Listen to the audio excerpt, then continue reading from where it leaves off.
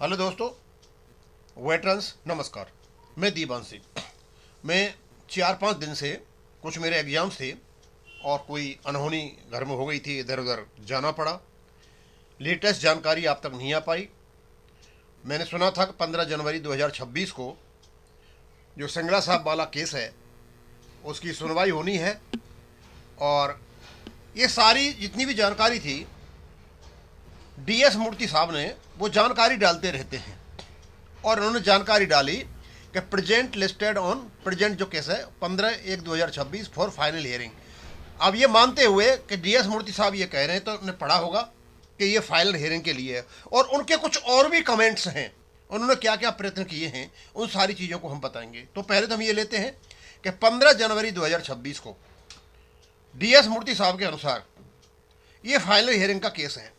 अब क्योंकि ये तो पहले ही हो जाना चाहिए था, जिस समय हम वकील नहीं आए थे और केस आगे के लिए बढ़ा दिया गया था।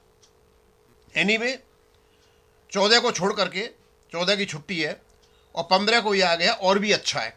हम आशा यही कर रहे हैं कि जो फैसला है हमारे फेवर में आएगा। लेकिन उससे पहले एक मक्कार किस्म के आदमी ने 10 और 11 तारीख को 17वीं कॉन्फ्रेंस में जाकर के वो खेल खेला है।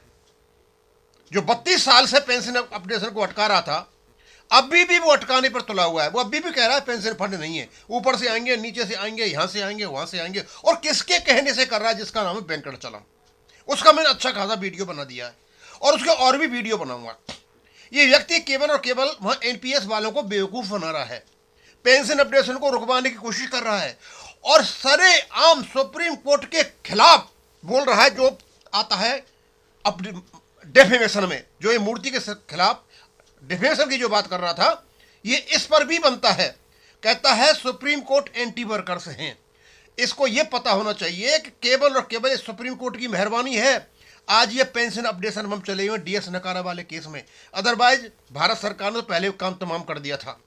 खैर एनीवे, उसके बहुत सारे वीडियो आएंगे। आज मैं केवल और केवल मूर्ति साहब की बातों पर ध्यान रखूंगा। और वो कहते हैं कि सुप्रीम कोर्ट में जो सिंगला साहब वाला केस है, ठीक है, केस डिटेल्स हैं, उसकी डायरी नंबर है 4295/2016। ये फाइल्ड हुआ था 3/2016। पूरी जानकारी दी है उन्होंने।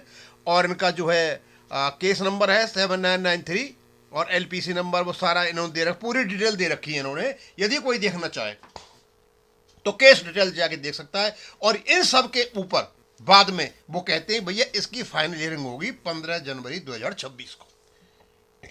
अच्छा, अब क्या कहते हैं? एक honourable mister justice Vikramnath and honourable mister justice Sandeep Mehta ji इस केस की सुनवाई करेंगे। अब इन्होंने भी अपने कुछ कम्युनिकेशंस कह लीजिए, अपने लेटर कह लीजिए, अपनी बातचीत कह लीजिए, निगोशिएशन कह लीजिए, जो कुछ भी है, और कंप्लेंट डाली इन्होंने, कॉम्प्रिहेंसिव कंप्लेंट डाली थी इन्होंने। और उस डेट में थी 30/7/2029। और इन्होंने CGI, SGI, PMO, FM, इसको CP ग्राम पे डाली थी। और उसके बाद इनसे फीडबैक लिया गया था, वेरीफाई ऑन 4/9/2025 है। और इनका जो फीडबैक था वो रिकॉर्ड हुआ था। जो भी व्यक्ति वहां पर होता है कॉल सेंटर में, जो भी व्यक्ति बैठा हुआ है, यानी इन्होंने अपनी सीधी बात बताई कि भैया ये बैकड्रॉप होना है। और मैंने भी पहले कॉम्प्रिहेंसिव कंप्लेंट डाली 30/7/2025 को और मेरा इंटरव्यू होकर के सारा रिकॉर्ड कर दिया था। मैंने सारी बातें उनको बता दी थी। और इनकी जो रिपोर्ट गई थी, कहाँ कहाँ गई थी? CGI को गई थी और सुप्रीम कोर्ट ऑफ के और PMO को गई थी और फाइनेंस मिनिस्ट्री को, सबको गई थी। और मेरी जो कंप्लेंट मैंने डाली थी पूरी कंपनी मेरी रिकॉर्ड हुई थी, मेरा फोन आया था। ये सारी बात ये बताते हैं। अब क्या कहते हैं? ये अनक्वेश्चनेबल डिमांड फ्रॉम, और PSB से एक अनक्वेश्चनेबल डिमांड है, उसमें लाग लपेट नहीं है, बिल्कुल एकदम स्पष्ट बात है कि हमारी पेंशन अपडेशन होना चाहिए। ये DS मूर्ति साहब ने वहां डाला। क्योंकि बीच में अभी ऐसे कड़वे वीडियो आएंगे इस वेंकटचलम के खिलाफ, तो मैं चाहता हूं कि बीच बीच में थोड़े ऐसे वीडियो डाल दें जिससे लोग IBA हैज फर्दर, और आगे डिमांड के आगे बोला IBA ने पुनः कहा है, IBA has further inform that the committee set up to look into the matter of pension updation और PSB has submitted the its report to the honourable supreme court and the matter is still sub judice.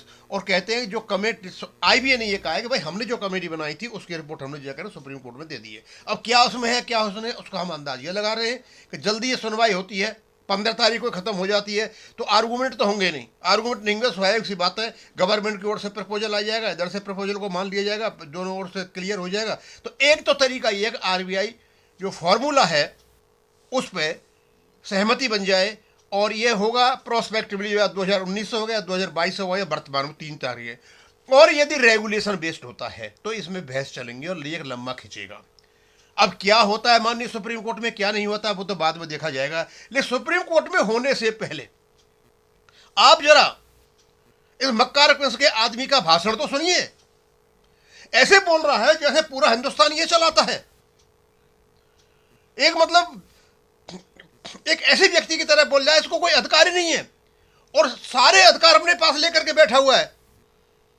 और उसका एक video तो मैंने बना दिया है, सारा वीडियो सुनकर के उसका एक एक पॉइंट का वीडियो बनाऊंगा।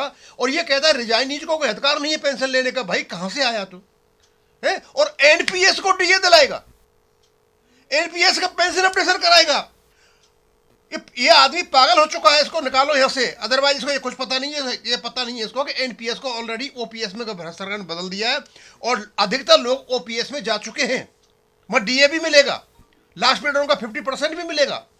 अपडेशन होगा या नहीं होगा, यदि सेंट्रल सरकार गवर्नमेंट में होगा तो इनका भी होगा, क्योंकि वो सेंट्रल स्कीम बन गई है। वो अब तुम्हारी स्कीम से कोई लेन देन नहीं है। इसको ये पूछा तू एनपीएस में कैसे बदली करा लेगा भाई?